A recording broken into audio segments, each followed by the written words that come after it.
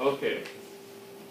So if you are well fed and you ate recently, you would have a situation where some of this would be going on. You'd be feeding fatty acids to tissues like heart muscle that love fatty acids.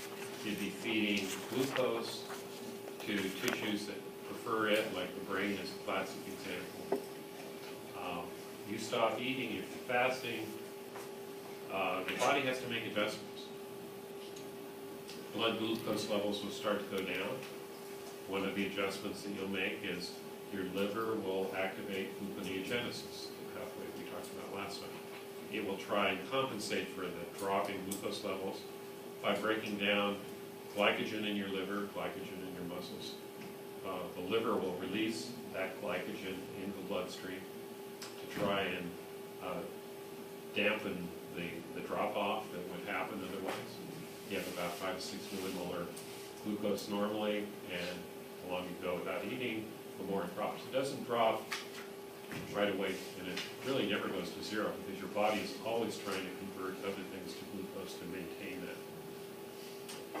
So if you're on a super low carb diet, your body's doing that all the time. The liver's converting proteins or amino acids, other things like lactate into glucose to maintain that for your brain.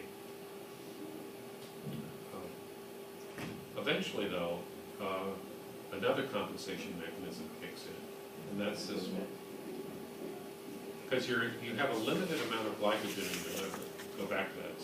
We had a slide on that last week. There's, what, a day's worth of stored carbohydrate, one way or the other. And you can make enough, maybe through gluconeogenesis to help prop it up. But as time goes on, your body activates this mechanism to generate these three compounds known as ketone bodies that certain tissues can live off of instead of glucose. When glucose just becomes too limiting, something like the brain will switch over to these ketone bodies. Nomenclature is a funny thing.